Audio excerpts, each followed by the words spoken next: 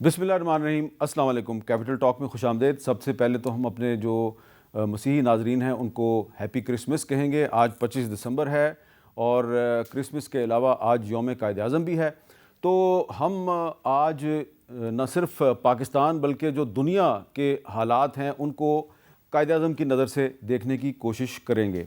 आप जानते हैं कि 25 दिसंबर बानी पाकिस्तान कायद आज़म मोहम्मद अली जिन्ना का यौम पैदाइश है। इस दिन को हम कायद आज़म डे के तौर पे भी मनाते हैं और ये वो दिन है जिस दिन हमें जो कायद आज़म की तालीमात हैं उनको भी याद रखना चाहिए। कायद आज़म हमेशा कानून की बालादस्ती पे यकीन रखते थे, शहरी आज़ादियों के हामी थे, मीडिया की आज़ादी के बहुत बड़े हामी थे। ख़ुद बहुत से जो सहाफ़ी हैं जब उन पर बरतानवी हुकूमत ने बगावत के मुकदमात बनाए तो कायद आज़म उनके दफ़ा के लिए अदालतों में पेश होते रहे। और इसके अलावा कायद आज़म मोहम्मद अली जिन्ना जो हैं वो मज़लूम अक़वाम के हामी थे। पाकिस्तान में जो 23 मार्च का दिन है उसको यौम पाकिस्तान के तौर पे मनाया जाता है। इसे करारदादे लाहौर के हवाले से भी याद रखा जाता है जिसको बाद में करारदादे पाकिस्तान करार दिया गया।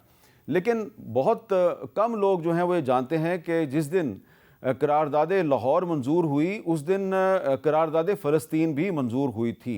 और जो करारदादे फ़लस्तीन है उसके लिए भी कायद आज़म मोहम्मद अली जिन्ना ही ने जो लाहौर में ऑल इंडिया मुस्लिम लीग का सालाना इजलास था उसमें ऐलान उन्होंने किया था कि अब फ़लस्तीन पे करारदाद मंजूर की जाएगी। तो फ़लस्तीन का और कायद आज़म का आपस में क्या ताल्लुक़ है? और आपको पता है कि हिंदुस्तान में और पाकिस्तान में कुछ लोग हैं, कुछ राइटर्स हैं, कुछ इंटेलेक्चुअल्स हैं जो कहते हैं जी कि तहरीक पाकिस्तान तो अंग्रेज़ों के इमा पे शुरू की गई थी और करारदाद पाकिस्तान जो है वो भी अंग्रेज़ों ने तैयार करवाई थी। लेकिन हकीकत यह है कि जिस दिन करारदाद पाकिस्तान मंजूर हुई उस दिन करारदाद फ़लस्तीन भी मंजूर हुई और उस करारदाद फ़लस्तीन में जो बरतानवी हुकूमत है उस पर शदीद तनकीद की गई थी।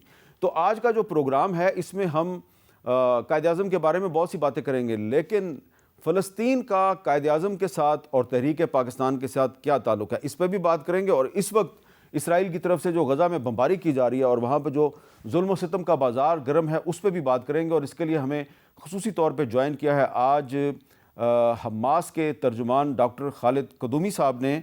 बहुत बहुत शुक्रिया खालिद कदूमी साहब। आप इसलिए भी हमारे लिए बड़े अहम हैं कि आप अरबी और अंग्रेज़ी के अलावा आप उर्दू में भी हमारे साथ बात कर सकते हैं। तो सबसे पहले हम ये जानना चाहेंगे कि जो फ़लस्तीन और कायद आज़म का ताल्लुक़ है वो हम पाकिस्तानियों में से तो बहुत से लोगों को पता है, तो क्या जो फ़लस्तीनी हैं उनको भी इसका पता है? बिस्मिल्लाहिर्रहमानिर्रहीम। बहुत शुक्रिया आपका हामिद मीर साहब। देखिए, जब बातें होती हैं वकीलों का या बैरिस्टरों का है, वही इसके मुशाबहत है कानून के बारे में जो आपने फरमाया वही फतवा है। कानून एक फतवा है। तो वो हमें हमेशा मुशाबहत होता है कि जी मतलब जो रिलीजियस स्कॉलर्स का फतवा होता है और वो कानून का फतवा वो एक ही जैसा है, वो तो इंटरप्रिटेशन ऑफ द टेक्स्ट उसके मतलब उसके मुताबिक से फतवा देता है। जनाब साहब रहमतुल्लाह अलैह के यौम वलादत में आई थिंक 157 का यौम वलादत है, अल्लाह इनको जन्नत नसीब करे कि, और हैप्पी बर्थडे हम कहेंगे पाकिस्तानी अवाम का। और साथ साथ भी जना साहब का 3 मतलब है फ़लस्तीन के बारे में। मैं पसंद करता हूँ इसका खुलासा करना, अगरचे आप चाहते तो इंसाइक्लोपीडिया भी लिख सकते हैं। उनकी नज़र को जो गहरी नज़र है, पहले पॉइंट यही है कि डीप अंडरस्टैंडिंग। जब इन्होंने के बिलफोर डिक्लेरेशन की ज़माना है कि ऑल मुस्लिम लीगों ने कि ये दुनिया को वॉरीज़ का इजहार किया है, को जना साहब ने भी उस ज़माना में इस बिलफोर डिक्लेरेशन को कंडेम करने से कहा क्योंकि ये दुनिया के अमन को हिला देंगे इस काम करने से। डीप फहम से ये इन्होंने भी कहा कि इवन वाइट पेपर को भी कंडेम किया जिसमें बाई नेशनल स्टेट कहा है, जो वो सिंगल स्टेट के बारे में हो रही थी ना, तो वो भी इन्होंने कंडेम किया है क्योंकि इन्होंने कहा कि ये अदल और इंसाफ नहीं है फ़लस्तीनियों के साथ है, इवन विद लिमिटेड इमिग्रेशन का। दूसरी बात जो इन्होंने कहा कि आपने जो भी है सब कुछ छोड़ के फ़लस्तीनियों से पूछा जाए। आप अरबों से पूछे उस वक़्त का, उस ज़माने का, तो इन्होंने अरब से पूछना है कि आप कौन है बरतानिया है कि फ़लस्तीनी की तकदीर को मुकर्रर कर सके या कोई और मुकर्रर कर सके। तीसरी बात है कि वो जो स्टेडफास्टनेस कि अगरचे आपको पता है कि इंटरनेशनल के जो बैलेंस ऑफ पावर आपके साथ भी नहीं है, इसके बावजूद आप स्टेडफास्ट और क्लियर آپ کا دو ریاست حل کے خلاف ہے. آپ ایون رائٹ جو ہے self determination it should be given to the Palestinian. فلسطینیوں کا یہ بڑی اہم بات ہے کہ آپ کہہ رہے ہیں کہ قائد اعظم جو ہے وہ 2 اسٹیٹ سلوشن کے خلاف تھے، جو بعد میں 1948 میں یونائٹڈ نیشنز نے ایک ریزولوشن بھی منظور کیا تھا، اور پاکستان میں بھی کچھ لوگ کہتے ہیں جی 2 اسٹیٹ سلوشن جو ہے وہ مسئلہ فلسطین کا حل ہے. جب کچھ لوگ کہتے ہیں کہ نہیں یہ 2 اسٹیٹ سلوشن کو ہم نہیں مانتے، تو وہ کہتے ہیں یہ تو UN ریزولوشن ہے. تو اس کا کیا جواب ہے؟ سر اگر کوئی حل ہوتا تو طوفان الاقصی کی کیا ضرورت تھی جو 7 اکتوبر کے ہم نے چلایا؟ 20,000 شہید ہم نے قربانی دیا ہے، ان میں سے 70% ہے چھوٹے معصوم بچے ہیں اور خواتین ہیں. اسی لیے ہم نے کہ یہ قربانی دیا تاکہ وہی ان ریزولوشنز کے بارے میں کے پاس چلے جائیں گے جو 7 اکتوبر میں سے پہلے پاس ہوئے تھے، اور پتہ چلا کہ جی وہ کامیاب نہیں ہے. 75 سال سے ہم وعد کر رہے ہیں کہ وہ کوئی یہ 2 اسٹیٹ سولوشن ہے یا جو بھی ہو. 2 اسٹیٹ سلوشن کا مطلب دراصل یہ ہے کہ آپ اسرائیل کو تسلیم کر رہے ہیں. ہاں یہ وہ ایک تو آپ تسلیم کو کیوں کریں؟ وہ پاکستان چور تو ہیں. تسلیم نہیں کرتا تو نہیں کرتا تو پھر آپ نے کیوں کرنا؟ ٹھیک ہے. آپ یہ کہیں کہ بھائی ابھی ایک روگ سٹیٹ ہے اس کا نام اسرائیل، جو شرط تھا نا یونائٹڈ نیشن کہ جی اسرائیل کو 1967 بارڈر پہ وہ ودرو کرتے ہی تبھی ممبرشپ کو یونائٹڈ نیشن میں جانا ہے. ابھی بھی اسرائیل روگ سٹیٹ ہے نا is by the facto is over 80%، 80% historical فلسطین کے اوپر ہے. ایون وہ جو قراردادیں کہتے ہیں نا وہ پارٹیشن ریزولوشن 181 1947 وہ اسرائیلی کو 55% دیتے تھے. ابھی بھی موجودہ صورتحال ہے، فلسطینی ریاست نہیں ہے، اسرائیلی روگ سٹیٹ ہے، پرماننٹ ممبر یونائٹڈ نیشن بھی اندر ہے، وہ بھی 80% کے اوپر، اور باقی 20% کے اندر نہ آپ کا مسجد اقصی ہے، نہ دوم آف ہولی سپرکر کا چرچ ہے جو حضرت عمر رضی اللہ عنہ کے مسجد کے سامنے بھی القدس میں ہے موجود ہے. آپ کا کوئی رائٹ ہے، اور اسرائیل بھی ابھی بھی سٹبرن ہے اور وہ کہتا ہے کہ بھائی کہ یہ القدس آپ کا ہے ہی نہیں ہے. آپ کی اسرائیل بھی نہیں مانتا 2 state solution? No not at all. I challenge اگر اسرائیلی کے پاس کوئی ایسا آفیشیل اسٹیٹ کہ 2 اسٹیٹ سولوشن کے بارے میں کوئی اپروول ہو، نیور. ایون اور اوسلو اکارڈ حامد بھائی، اوسلو اکارڈ اور 1991 میں جو مدرید کا جو معاہدات مذاکرات ہوئے تھے، Israel agreed to cede to some Palestinian. انہوں نے اگری نہیں کیا کہ ریپریزنٹیٹیو آف پیلسٹینین سے بات کرنا ہے. وہ تو فلسطینیوں کو انسان نہیں سمجھتے. اچھا، حماس کا کیا موقف ہے about the 2 state solution? We are clearly Israel has no right. ان کا کوئی حق نہیں ہے کسی گرین فلسطین کی مٹی سے، اسرائیل کا کوئی حق نہیں ہے. فلسطین نہر تبہر ہے 27,009 square kilometre totally is for the Palestinian irrespective of the religion. یہ فلسطین ایک ملک ہے، یہ جو ایک نعرہ ہے from the river to the sea, from the river to the sea, اس کا مطلب یہ ہے کہ 2 state solution is rejected. Rejected totally. ہم کیوں کریں؟ آپ چور کے آپ کے گھر میں آتے ہیں، پھر آپ کے ہمسایہ کے آپ کے لڑائیوں سے تنگ آ کر ہمسایے کی وجہ سے آپ اس چور کو اپنے گھر میں گھسانا ہے. تو یہ صورتحال ہے ابھی ہمارے کے جو ریجن میں اور انٹرنیشنل کے. اس چور کو ہمارا گھر کا حصہ دار بنانا چاہتا ہے. اچھا، میں اپنے ناظرین کو تھوڑا بتا دوں کہ میں نے 23 مارچ کی قرارداد کا ذکر کیا تھا. تو جو 23 مارچ کو 4 قراردادیں پیش ہوئی تھیں، یہ جو اجلاس تھا آل انڈیا مسلم لیگ کا، یہ 3 دن تک جاری رہا تھا. اور پہلی جو قرارداد تھی وہ تھی کہ ایک علیحدہ مملکت مسلمانوں کی ہونی چاہیے. جو قرارداد نمبر 2 تھی یہ عبد الرحمن صدیقی صاحب نے پیش کی تھی، جو کہ 1939 میں یعنی کہ 23 مارچ 1940 کے اجلاس سے 1 سال پہلے قاہرہ میں ایک فلسطین کانفرنس ہوئی تھی، اس میں بھی یہ قائد اعظم کے نمائندے کے طور پہ گئے تھے. انہوں نے 23 مارچ 1940 کی جو قرارداد نمبر 2 ہے وہ انہوں نے پیش کی تھی، اور اس قرارداد میں یہ بالکل واضح طور پہ کہا گیا کہ آل انڈیا مسلم لیگ فلسطین کے عربوں کے ساتھ برطانوی حکومت کے تصفیہ میں حد سے زیادہ تاخیر کو تشویش کی نظر سے دیکھتی ہے، اور اپنی سوچی سمجھی رائے صاف اور غیر مبہم زبان میں ضابطۂ تحریر میں لاتی ہے کہ کوئی بھی ایسا انتظام تدریجاً فلسطین میں نہ کیا جائے جو کہ مسلم دنیا اور خصوصاً مسلمانان ہند کو دیے گئے عہد کے روح کے منافی اور برخلاف ہو. اور 1918 کی جو جنگ عظیم اول ہے اس میں جو بھرپور مدد حاصل کرنے کے لیے جو وعدے ہم سے کیے گئے تھے ان کی خلاف ورزی ہو. مزید برآں مقدس سرزمین میں بڑی تعداد میں برطانوی فوج کی موجودگی کا فائدہ اٹھانے اور عربوں کو مروب کر کے انہیں محکومی پہ مجبور کرنے کے خطرہ سے ہم خبردار کرتے ہیں، اور اس کو منظور کیا گیا. یہ تو 23 مارچ 1940 کی قرارداد ہے. اس کے علاوہ 1940 سے 1947 کے دوران آل انڈیا مسلم لیگ نے کئی دفعہ فلسطین ڈے منایا، فلسطین فنڈ قائم کیا، اور جو مفتی اعظم فلسطین تھے مفتی امین الحسینی صاحب، ان کے ساتھ بھی قائد اعظم کا رابطہ تھا، اور مفتی امین الحسینی صاحب کا ایک خط ہے جو کہ عربی میں بھی میرے پاس موجود ہے، اور یہ خط جو ہے یہ جو جناح پیپرز ہیں، یہ جو ڈاکٹر زوار حسین زیدی صاحب نے کمپائل کیے تھے، یہ جناح پیپرز میں بھی مفتی امین الحسینی صاحب کا ایک خط موجود ہے، اور انگریزی میں بھی ہے، اردو میں بھی ہے، عربی میں بھی ہے یہ خط. اور اس سے آپ کو پتہ چلے گا کہ مفتی امین الحسینی صاحب کا نہ صرف قائد اعظم سے رابطہ تھا، قائد اعظم کی وفات کے بعد ان کا رابطہ جو ہے وہ پاکستان کے وزیر اعظم لیاقت علی خان صاحب سے بھی تھا. ان کی کچھ تصاویر بھی ہیں قائد اعظم کے ساتھ. اور جو اہم ترین بات ہے جو ڈاکٹر خالد قدومی صاحب کہہ رہے ہیں کہ یہ ٹو اسٹیٹ سلوشن کو نہیں مانتے، کہ جب 1948 میں فلسطین کی جگہ پر، یعنی کہ فلسطین پہ قبضہ کر کے اسرائیل قائم کر دیا برطانیہ نے، تو اسرائیل کی طرف سے ایک خط لکھا گیا قائد اعظم محمد علی جناح کو، جس میں کہا گیا کہ آپ اسرائیل کو تسلیم کر لیں. تو قائد اعظم محمد علی جناح نے ان کو کوئی جواب نہیں دیا، بلکہ قائد اعظم نے جو امریکن پریزیڈنٹ تھے، پریزیڈنٹ ٹرومین، ان کو خط لکھا. اور یہ جو خط ہے قائد اعظم محمد علی جناح کا، اس کا میں پہلے بھی ذکر کر چکا ہوں. اس خط میں قائد اعظم محمد علی جناح جو ہیں انہوں نے کلیئرلی کہا کہ یہ جو اسرائیل ہے ہم اس کو ایک ناجائز ریاست سمجھتے ہیں، اور اس سے جو جیوز ہیں یعنی یہودی ہیں جنہوں نے دوسری جنگ عظیم میں کافی تکالیف اٹھائی ہیں، ان کا بھی کوئی بھلا نہیں ہوگا، اس سے ان کی مشکلات میں اور پرابلمز میں اضافہ ہوگا. تو یہ میں جو آپ کو قائد اعظم کا خط دکھا رہا ہوں، یہ امریکن اسٹیٹ ڈپارٹمنٹ کی جو ویب سائٹ ہے، یہ اس ویب سائٹ سے میں نے لیا ہے کہ founder of Pakistan Quaid Azam Muhammad Ali Jinnah's letter to the American president mister Truman.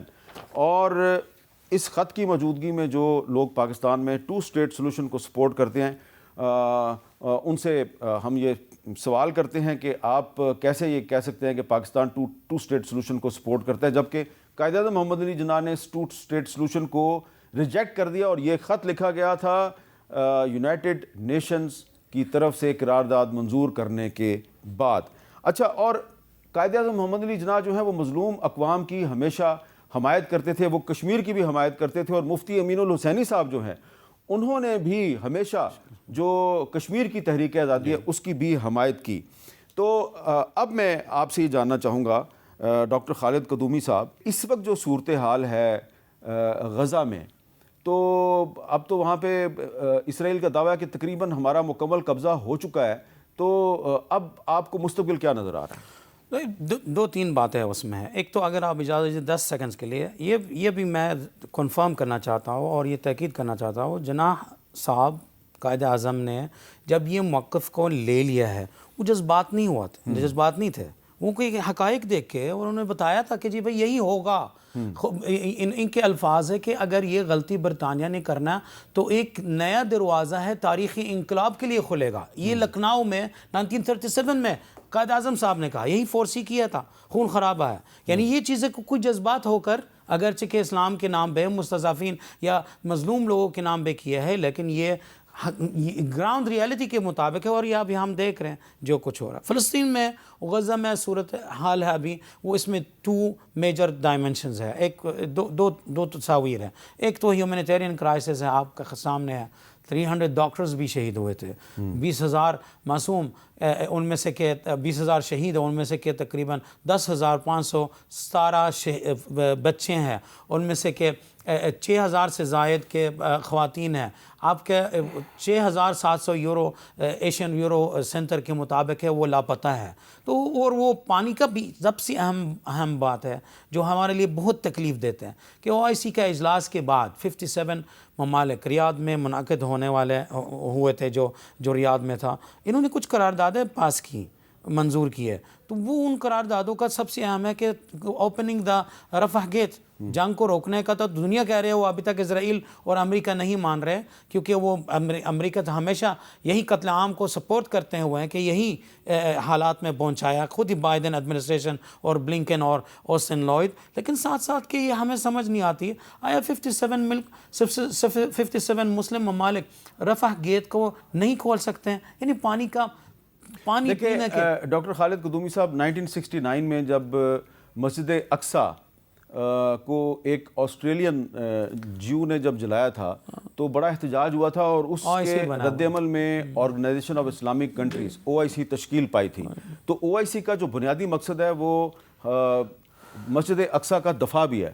تو آپ کو نہیں لگتا کہ OIC ٹوٹلی فیل ہو چکی ہے؟ اس کے اوپر تنقید کرنے کا کوئی فائدہ نہیں ہے، چونکہ آپ کو بھی پتا، مجھے بھی پتا اور ناظرین کو بھی پتا کہ ان کا کردار صحیح طرح، ہم کوئی اور مطالبہ نہیں کر رہے ہیں، ہم صرف تذکر کر رہے ہیں کہ انہوں نے جو قراردادیں پاس کی ہے وہ آپ نے صحیح فرمایا کہ وہ بالکل ٹوٹلی فیل ہے. اور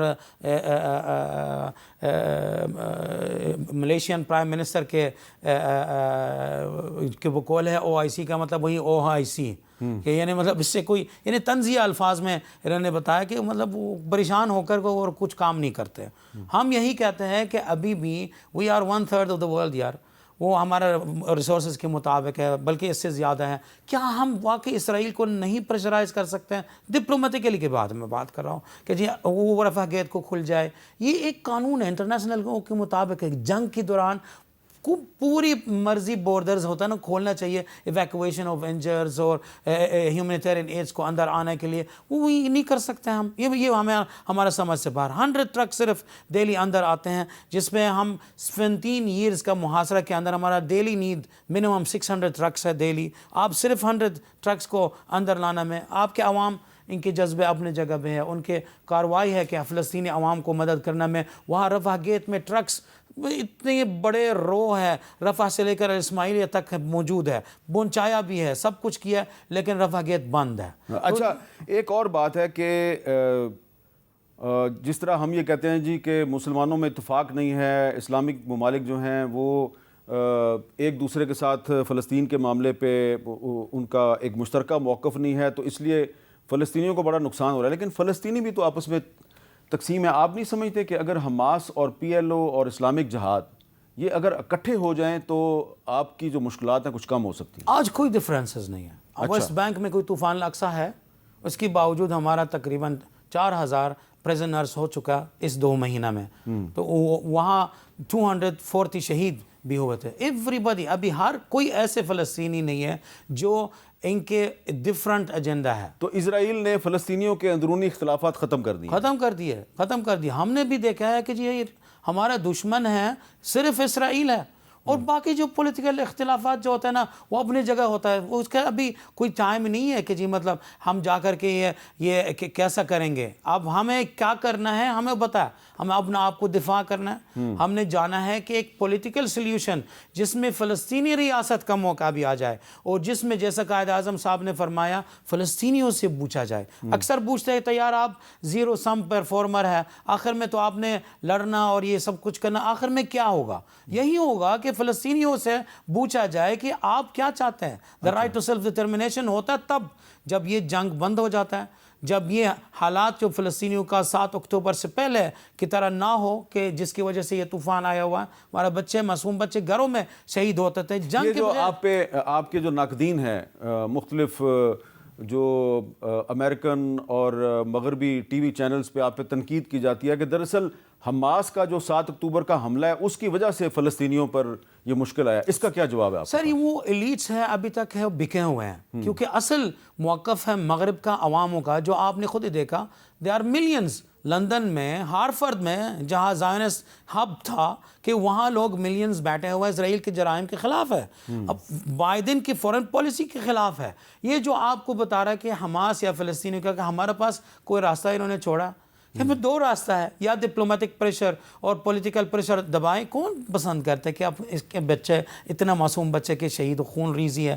they are the vampires. ہم فریڈم فائٹرز ہیں، ہم اپنے آزادی کی جد و جہد کے لیے لڑ رہے ہیں. جس نے جیتنا، حامد بھائی، تاریخ نے ہمیں سکھایا اپنا کامیابی گنے، ان نقصانات کو نہ گنے، ورنہ الجزائر والے جیسا ملک، عظیم ملک ہے، 1.5 ملین شہید کا قربانی دیا ہے فرانسیسی جلادوں کے خلاف اپنا آزادی کو حاصل کرنے کے لیے. اور ساری عوام ہے دنیا میں، یہ آزادی کی جد و جہد میں قربانی دینا اس کی اپنے مزہ ہوتا ہے، چونکہ آپ اس کا مطلب دیکھتے ہیں. لیکن آپ ذلت کی زندگی 7 اکتوبر سے گزار رہے تھے، اور وہ بیلنس آف کلنگ بھی تھا. ایک اسرائیلی سولجر کے سامنے 300 فلسطینی شہید ہوتے تھے 7 اکتوبر سے پہلے. ابھی بھی شہیدوں کے ساتھ آپ کی یہ بیلنس 1:5 کر دیا ہے.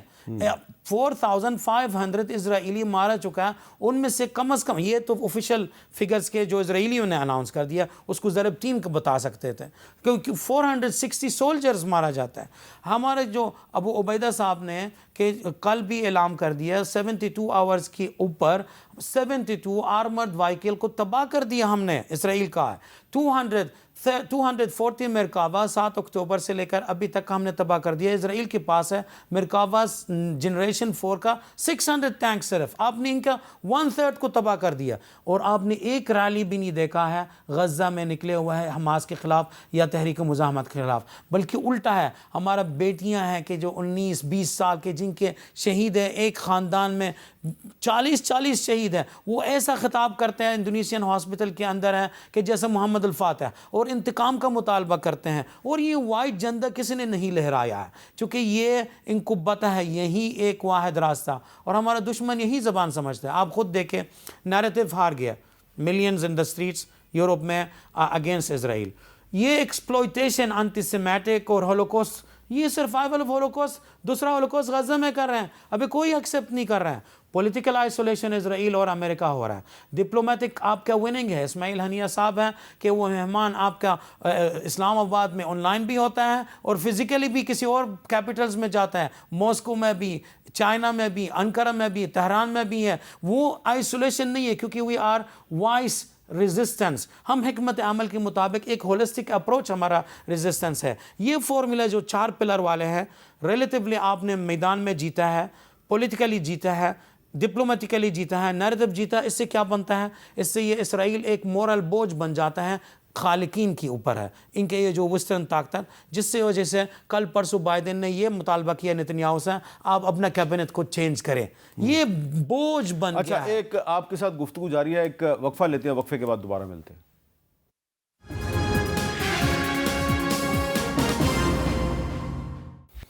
کیپٹل ٹاک میں دوبارہ خوش آمدید. ڈاکٹر خالد قدومی صاحب حماس کے ترجمان ہمارے ساتھ موجود ہیں. ڈاکٹر صاحب یہ بتائیں کہ ایک الزام لگایا جاتا ہے کہ جو حماس ہے اس کو ایران کی طرف سے سپورٹ کیا جاتا ہے, حزب اللہ کے بارے میں بھی کہا جاتا ہے ایران آپ کو سپورٹ کرتا ہے.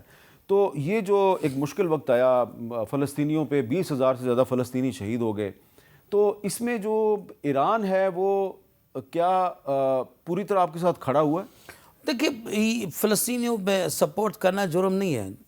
جناح صاحب نے کہ ایک مقرر فنڈ امین الحسینی کے ہاتھ میں دے دیا ہے, اور اگر فلسطین فنڈ, جی فلسطین فنڈ ہے, وہ بھی اس زمانہ ہے, وہ انگریزوں کے خلاف.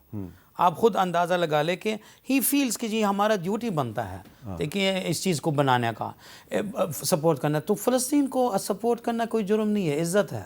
اور میں نے یہ بھی دیکھا ہے حامد بھائی اور ناظرین کا, جس نے بھی فلسطین کا ساتھ دیا اللہ تعالیٰ نے ان کو عزت دیا دنیا میں آخرت سے پہلے, اور جس نے فلسطین کے ساتھ غداری کیا اللہ تعالیٰ نے ان کو اس دنیا میں ذلیل کیا. اچھا یہ بتائیں کہ آپ نے کیونکہ ذکر کیا قائد اعظم محمد علی جناح کا, تو انہوں نے جو فلسطین فنڈ قائم کیا تھا تو وہ پیسے بھیجتے تھے مفتی امین الحسینی صاحب کو, ٹھیک ہے. اب مفتی امین الحسینی صاحب جو ہیں ان کو برٹش گورنمنٹ نے ٹیررسٹ ڈکلیئر کیا تھا, موسٹ وانٹڈ پرسن, اور CIA کی کچھ ڈی کلاسیفائڈ رپورٹس ہیں ان میں بھی کہا گیا کہ جی مفتی امین الحسینی جو ہے یہ چھپتا پھرتا ہے پوری دنیا میں اور یہ وانٹڈ ہے, سیکنڈ ورلڈ وار کے کرائمز میں یہ وانٹڈ ہے. مفتی امین الحسینی صاحب جو ہیں ان سے برطانوی حکومت جو ہے وہ ان سے اتنی نفرت کیوں کرتی تھی, اور قائد اعظم ان سے اتنی محبت کیوں کرتے تھے؟ کیونکہ حق اور باطل کی بات ہوتا ہے. قائد اعظم صاحب کا جو ڈیپ انڈرسٹینڈنگ ہے فلسطین کے معاملے میں, کہ مفتی امین الحسینی کے علامہ اقبال کا دوست بھی رہا, تو وہ بھی ان کے سفر بھی ہوتا ہے. مفتی امین الحسینی صاحب نے علامہ اقبال کو دسمبر 1931 میں مسجد اقصیٰ میں بلایا تھا. ایگزیکٹلی. میں نے مفتی امین الحسینی صاحب کے تصاویر بہاولپور میں دیکھا میوزیم میں. اچھا, عبدالوہاب اعظم کے ساتھ ہے کہ وہ جو سفیر سیریا کا تھا رہا, PhD اسکالر اردو لٹریچر کا, جو علامہ اقبال کے شعر کو عربی شعر میں منتقل بھی کر گیا. ابھی آپ جا کر بھی دیکھ سکتے ہیں, العباسیہ ریاست کے ساتھ اس وقت کے بہاولپور ہوتے تھے. دیکھیں یہ ڈیپ انڈرسٹینڈ ہے. آپ یہ چھوڑ دے کے کر سکتے یا نہیں کر سکتے, لیکن آپ نے ان کو جواب دینا ہے. تو اسی لیے کہ آپ اپنے ایمان کے بارے میں بات کرنے ہیں. دوسری بات ہے امریکہ ہمیں کہ ٹیررسٹ قرار دیتے ہوئے کہ جی مطلب آپ کو خود ہی بھی پتا ہوتا ہے کہ وہ امریکہ کون ہے کہ جس کو یہ گڈ ایپل اور بیڈ ایپل کو کرنا. ویتنام کے جو مجرم ہیں یا ہیروشیما کے اوپر ناگازاکی کے اوپر کے نیوکلیئر پمپ گرانے والے جو ادارے ہیں کہ وہ آپ کو یہ قرار دے سکتی کہ جی آپ ٹیررسٹ ہے یا مطلب آپ اچھا انسان ہیں.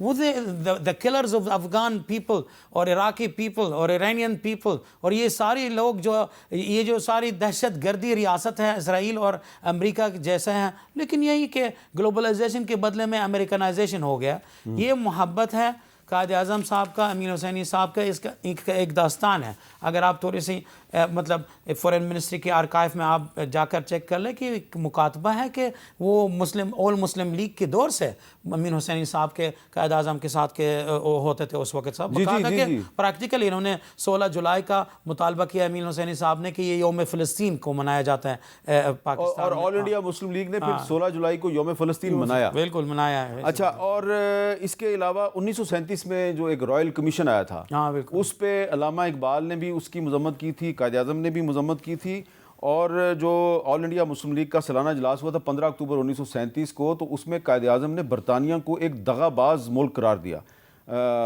قائد اعظم دیکھیں, اسرائیل قائم ہوا 1948 میں, اور قائد اعظم نے برطانیہ کو دغا باز یعنی کہ دھوکے باز قرار دیا 1937 میں.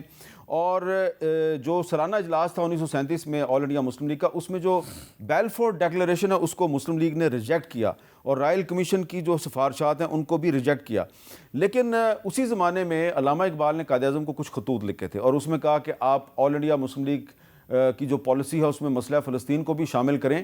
اور علامہ اقبال نے ایک بات کہی تھی, اور وہ یہ تھی کہ مسلمان جو ہیں وہ عرب بادشاہوں کی جو فلسطین پہ جو پالیسی ہے اس پر اعتبار نہ کریں.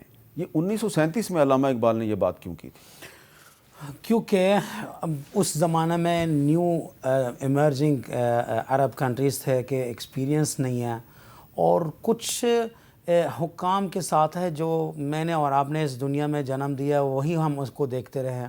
ابھی وہیں کے حکام اور سربراہ اللہ ان کو ہدایت دے, ہم ان کو ووٹ دیتے ہوئے کہ ہمارا کچھ ڈیمانڈز ہوتے ہیں نا, تو آپ جا کر اسرائیل کو تسلیم کریں, یا آپ جا کر کے کوئی غلط اکانومی یا پولیٹیکل پالیسی کے انجام دیں. تو اسی لیے کہ علامہ اقبال کے جو فلسفر ہے اور پاکستان کے تصور بنانے والا کہ ایک بہت بڑی فلانتھروپسٹ رہا, تو ہی نوز ویری ویل کہ جی مطلب اس پہ اعتبار نہیں کرنا. اور میں آپ کو یہ بھی بات بتاتا ہوں, پتہ نہیں اس کا موقع ہے یا نہیں ہے, کہ میں نے یہی باتیں ڈائریکٹلی سنی ہے قدیر خان صاحب سے ہے جی, ان کے گھر میں E7 میں, اللہ ان کو جنت نصیب کرے.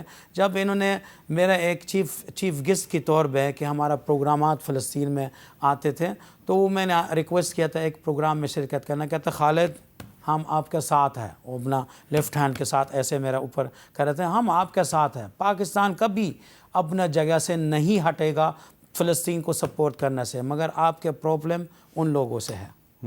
اچھا, اب آپ دیکھ رہے ہوں گے کہ ڈاکٹر خالد قدومی صاحب جو ہیں حماس کے ترجمان ہیں اور عرب ہیں, لیکن بڑی فلوئنٹ اردو بول رہے ہیں. یہ کیا چکر ہے؟ اس پہ ان سے بات کرتے ہیں ایک بریک کے بعد.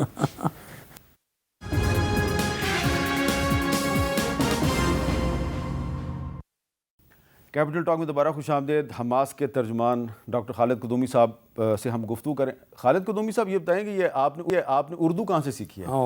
کتنا ٹائم آپ کے پاس ہے؟ آپ بتائیں نا. ایک تو میں MBBS یہاں سے کی ہے, 3rd ایئر سے ہم, اور بہت سے فلسطینیوں نے پاکستان میں پڑھا ہے. جی وہ میرے دور میں تقریباً ہم کوئی 800 فلسطینی تھے. کون سا دور تھا؟ 1989-88. اچھا ٹھیک ہے. 94 میں نے MBBS کر دیا. اس کے کہاں سے کیا؟ Bahawalpur QMC. Quaid Azam medical college Bahawalpur. کمکولین ہوں. اچھا, تو آپ کو ایڈمیشن کیسے ملا تھا؟ یہ تو بڑا داستان ہے کہ یہ ہمارا ایک بہت بڑا چیلنج تھا کہ آپ ہے کون, کیونکہ بینگ اے پیلسٹینین بورن تو 1967 بورن پیرنٹس جن کے نیشنلٹی جوردینین ہو, اور وہ آؤٹ آف کنٹری دنیا میں پیدا ہوا ہے کویت میں, آپ کے پاس ID کویت کا نہیں ہے, اور آپ کے پاس جو جوردینین پاسپورٹ جب آپ نے اپلائی کیا تھا کہ FSC کے بعد میڈیکل ایجوکیشن ادھر کے لیے, تو وہ آپ ایمبیسی میں جاتے کہ آپ کون ہے کہ اسکالرشپ لینے کے لیے یو ہیو ٹو برنگ کہ جی آپ کا فلسطین سے کوئی تعلق ہے. تو پی ایل او کے دفاتر ہے اس وقت فاروق قدومی صاحب کے چیئرمین بھی رہا اللہ کو سلامت رکھے کو وہاں کے جو فلسطینی کمیونٹی کو دیا جاتا ہے کہ یہ اس کا اوریجن وہاں کا ہے ٹھیک ہے نا. لیکن آپ کے پاس تو کوئی دوسرا ہے. عبدالرحیم صاحب ہے ادھر آپ کا وہ کلچرل منسٹری میں. جب ہم آئے تھے پاکستان میں سعودی عرب کے ایمبیسی کے اسکالرشپ پہ آئے ہوئے تو وہ پیپر کے اوپر دیکھے ہوئے ہیں یہ بورن ان کویت جورڈینین نیشنل فلسطینی ہے اور وہ سعودی کا اسکالرشپ. ایسے اینک کو اتار کے ایسے پریشان ہو گئے یار آپ ہے کون آپ کہاں سے آیا ہوا. تو یہ آئیڈینٹی کا جو یہ ڈائلما ہے فلسطینینز کا I am the chronic ریلیور of all my friends کہ وہ سب سے بڑا چبھن والا سوال ہوتے تھے. میڈیکل کالج کے میو ہاسپٹل میں نے نوکری کی تو اس کی بات ہے کہ جب ہالیڈے ہوتے تھے آپ نے کہاں جانا ہے وہ کسی جگہ پہ نہیں جا سکتے اور یہی چھٹیاں تو آپ نے ادھر ہی گزارنا. کسی دوست نے جانا تو آپ نے ان کو ریلیف کر کے سائن کرنا وہ آپ کے جگہ. تو اب آپ کہاں پہ رہتے ہیں اگر آپ بتانا چاہیں؟ میں دنیا اسلام میں رہتا ہوں پھرتے رہتے ہیں. پھرتا رہتا تو جب سے یہ 7 اکتوبر کے بعد سے تو آپ کافی جو ہے وہ آپ کی موومنٹ جو ہے وہ کافی زیادہ ہے.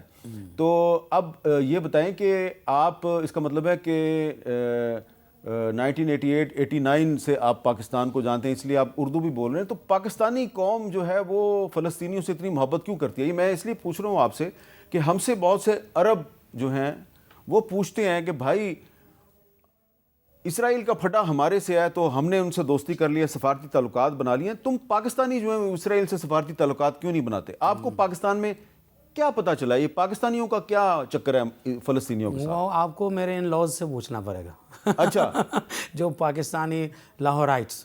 اچھا آپ کی شادی لاہور میں ہوئی؟ لاہور میں ہوئی تھی. اچھا دیکھیں پاکستانی عوام کا جو ہے نا پہلے میں سمجھتا تھا جذباتی ہوتا ہے ایموشنل ہے، پھر وہ لوگ کہتا ہے کہ جی بھائی ہم نے امت کا ٹھیکہ لیا. ابھی 7 اکتوبر کے بعد اتنے سالوں کے بعد میں آپ کو بتا رہا ہوں کہ پاکستانی عوام ڈیپ انڈرسٹینڈنگ ہے فلسطین کے معاملے میں چونکہ اب ان کو پتہ ہے کہ وہ ہمارا ایک پارٹنر ہے.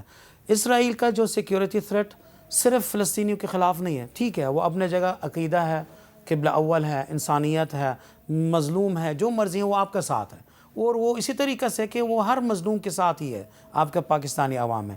لیکن ابھی ان کو پتہ ہے کہ اسرائیل کا میجر یعنی پاکستان کا میجر مسائل اکانومی ہو، پولیٹیکل ہو، انٹرنل سیکٹیرین ایشو ہو، کہیں نہ کہیں کہ اسرائیل کا ہاتھ آپ کو نظر آتا ہے. اور یہ اسرائیل کا آپ کو پتہ ہے دے گو ود امپیونٹی، کوئی اس کو حساب کتاب نہیں کرتا ہے. چاہے تو سیریا کو بھی بمبارڈمنٹ کریں، چاہے کہ ہمارا اسکالرز کو ٹونیشیا میں اسیسینیٹ بھی کریں، ملیشیا میں بھی کریں اور وہ عراق میں بھی کریں، ایران میں بھی کریں. پاکستان میں کچھ لوگ یہ کہتے ہیں، کچھ لوگ ہیں کہ دیکھیں اسرائیل کے ساتھ پاکستان جو دشمنی ہے یہ غیر ضروری ہے اس لیے کہ پاکستان نے انڈیا کو اسرائیل کی صورت میں ایک اتحادی فراہم کیا، تو اگر پاکستان اور اسرائیل کی دوستی ہو جائے تو انڈیا کو بڑا نقصان ہوگا.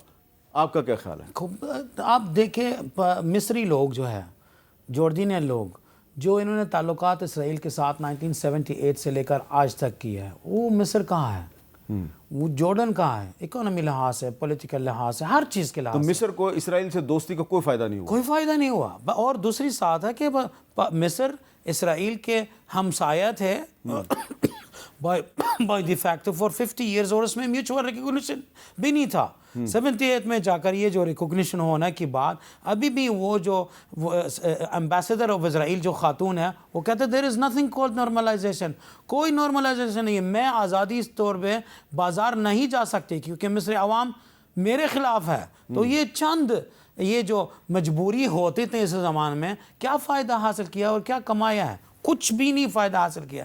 اسرائیل ہمیشہ ایک ایول ہے، ایک شر مطلق جس کو کہتے ہیں ایبسولوٹ ایول ہے جو اس سے کوئی فائدہ نہیں ہے. جورڈن میں ابھی 50% عوام ہے کہ بیچارے کے ڈسٹ بن میں جا کر اپنے خانہ کو تلاش میں، وہ بھی اسرائیل کی وجہ سے. بہت بہت شکریہ ڈاکٹر خالد قدومی صاحب. ہم نے آج بات کی فلسطین اور قائد اعظم کے تعلق پر اور آپ کو یہ بتایا کہ قائد اعظم محمد علی جناح جو ہیں انہوں نے جب بیلفور ڈیکلیریشن جو ہے منظور ہوا تھا پہلی جنگ عظیم کے زمانے میں، اس وقت سے فلسطینیوں کی حمایت شروع کی اور اپنی زندگی کی آخری سانس تک فلسطینیوں اور کشمیریوں کی قائد اعظم محمد علی جناح حمایت کرتے رہے.